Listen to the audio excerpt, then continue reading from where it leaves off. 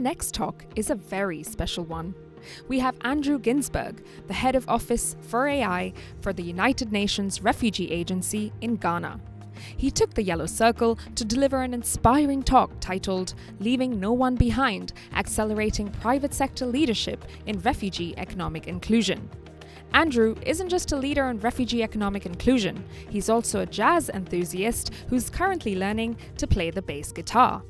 His talk is a must-listen for anyone interested in how the private sector can play a pivotal role in supporting and empowering refugees.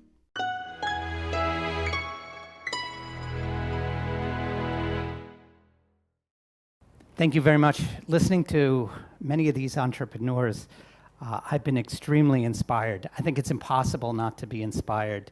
What you see up there is me without a beard. I need to tell you that during this period of time, it's time for reflection for me and introspection.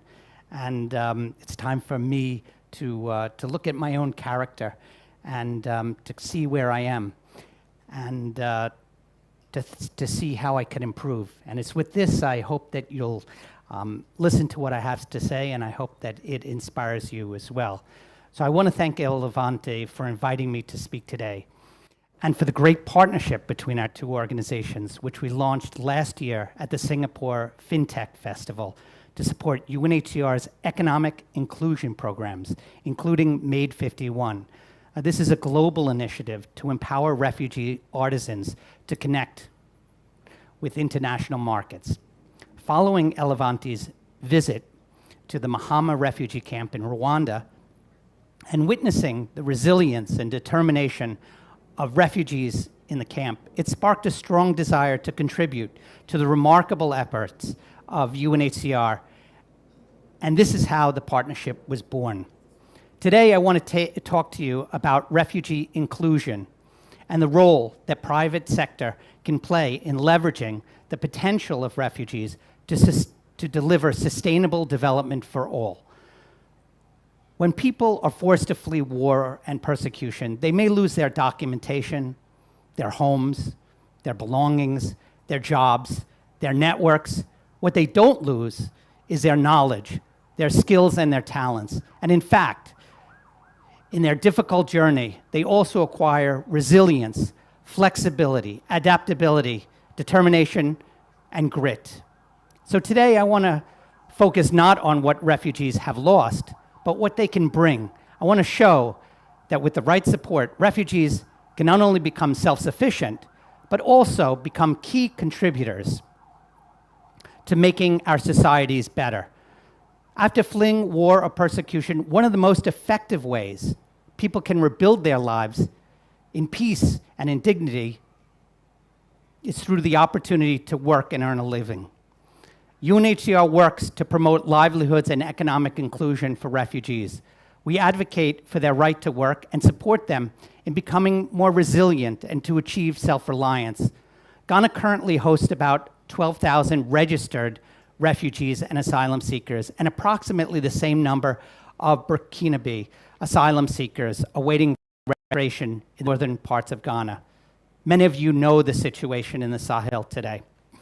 While UNHCR Ghana operation is mainly focused or highly focused on the humanitarian situation in the north, specifically the arrival of Burkina Faso asylum seekers, it is important to highlight also the need to socioeconomically integrate all of the refugees, comprising very many nationalities wherever they reside. Many of these refugees live amongst us here in Accra and probably where you live. UNHCR, together with the government of Ghana, have continued to support the inclusion of refugees in the country's social, health, and educational initiatives. Examples of this include refugees' eligibility for the National Health Insurance Scheme, the school feeding program, and the free senior high school. Ghana has done a lot, for sure, but still, there are opportunities for private sector support and collaboration. In Ghana, UNHCR has also worked to support refugees to enter not only the informal work sector through livelihoods projects, but also the formal economy by supporting refugees to enhance their skills through vocational training courses, supporting access to higher education, and to help refugees market themselves to potential employers, as well as to identify interested businesses. UNHCR and a partner operate a refugee community center here in Accra called Blue Oasis. That venue provides a place for training, tutoring, computer and language literacy skills, as well as career counseling. What's the scale of the refugee crisis today? Over 114 million persons are forcibly displaced worldwide. This is more than 1% of the global population. Who is hosting these refugees? Now, you may think that refugees go to rich countries. Actually, it's quite the opposite. Almost 9 out of 10 forcibly displaced persons live in low and middle income countries. With conflicts increasing, it is clear the status quo simply does not work. We must rethink how we approach the issue. Let me provide you with a different perspective on refugees. A 2018 study by the IFC and UNHCR looked at Kakuma refugee camp in Kenya and its surrounding areas. The study found that there were more than 2,000 businesses and shops in Kakuma. And business was thriving. It was worth about 56 million. The study found that many of the refugees are not passive recipients of aid, but are active drivers of economic activity. The private sector investment in Kakuma benefits both refugees and their host communities. For instance, refugees often hire local people to work with them, and they purchase from local markets. Many refugees become self-sufficient by doing what they know best, like a refugee who bakes bread or knows how to fix a motorbike, or like Apollonia Kwanika, a Cameroonian refugee in Ghana who sells second-hand car tires, or Issa, a Burkinabe asylum seeker and farmer who lives in the Tarakum settlement and who grows vegetables to earn a living for his wife and 4 children. Most refugee hosting areas are developmentally deprived and have poor service facilities. Thus, investing in refugees also presents a developmental dividend. For instance, the renovation of the Tarakum Primary School in Tarakum, that's in the Upper East region of Ghana, has improved teaching and learning for both Burkinabe refugee children as well as host community children, while contributing to the development goals of Ghana. Data shows that refugees spend about 1/3 of their disposable income on connectivity. Vodacom, Vodafone's African arm, installed a 3G tower within the Nyarugusu refugee camp in Tanzania in 2016. Providing this service in the camp was actually highly profitable. Many companies in Ghana and elsewhere are integrating refugees into their corporate social responsibility and philanthropy strategies. In Ghana, UNHCR held the first Afro Polo charity event, which saw attendance by leading Ghanaian companies like GCB Bank, IPMC, Metalex, the Africa Business Bureau, the Ghana Trade Fair, Silver Star Audio, amongst other businesses. The event mobilized much-needed funds to support refugees in the refugee settlements in the north with agricultural livelihood kits to help them farm, paving the way to become self-reliant. Refugees are consumers, employees, and employers. They are active contributors to our economies and societies if we give them a chance.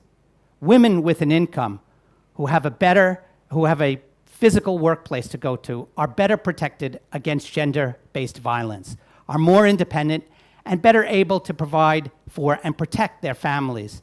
Female refugees who work are also better able to send their children to school. We need to change the mindset that a refugee is someone dependent on assistance. Many of them are involved in informal work, but also running businesses and creating jobs for others, or joining companies and adding value. But refugees can't do this alone. They need support to get back on their feet and to leverage their full potential.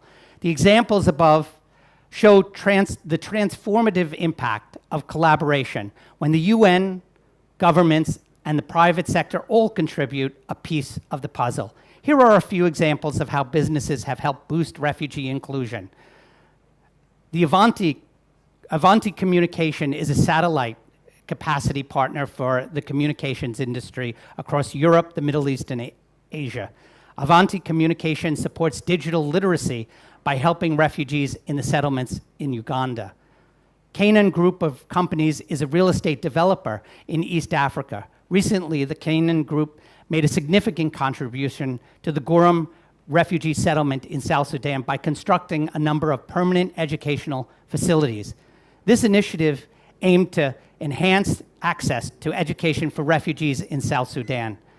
The Amahoro Coalition is a UNHCR strategic partner that brings together African private sector actors to find solutions for refugee issues. Together with UNHCR, they've held 2 editions of the Africa Forum on Displacement. These forums brought together private sector leaders, refugees, and diverse stakeholders to raise commitments for solutions to refugee issues. They also sponsor the Amahoro Fellowship, which aims to provide refugees with skills, resources, and opportunities to thrive. I want to talk about 5 key areas of engagement. I hope that I've shown you that there are many ways that the private sector can play a key role in bringing about solutions. They include supporting education, vocational training, and skills building to prepare refugees for employment. 2, supporting the self-reliance of refugees by engaging refugee businesses or by employing refugees. 3, providing connectivity and technology to leverage refugees' creativity, innovation, and talents. 4, providing access to financial services, which are often hard for refugees to get, like access to credit, savings, and insurance. This is key to supporting refugee entrepreneurs. And 5, helping to bring renewable energy, like solar power, to power the economic activity required for refugees to thrive, and also supporting these climate action goals. A last point I would like to make is that businesses have a lot of influence and can reach audiences in ways that we at the UN cannot. With your powerful voices and your connections, you have a key role in helping us raise awareness about the plight of refugees, fight misinformation, and create a positive narrative. We need a mindset change. We need to make the world recognize who refugees really are. They are innovators, entrepreneurs, taxpayers, consumers, and investors. We need to help advocate for more inclusive policies that incentivize their inclusion into our economies and societies. UNHCR has witnessed that businesses that have engaged with refugees have benefited at several levels. It has strengthened their brands, helped motivate employees, and helped overcome skills shortages. Refugees should not be defined by the tragedies of their past, but by the potential of their future. We need to make the case that investing in refugees is not just the right thing to do, it's a sensible business decision. Before I conclude my presentation, I'd like to share with you a meaningful remark made by Mr. Filippo Grandi, UN High Commissioner for Refugees. Economic inclusion means enabling refugees to provide for themselves and be net contributors to economic growth and job creation as consumers, workers, and entrepreneurs. It is one of the most important keys to enhancing protection and unlocking solutions for refugees. Thank you very much.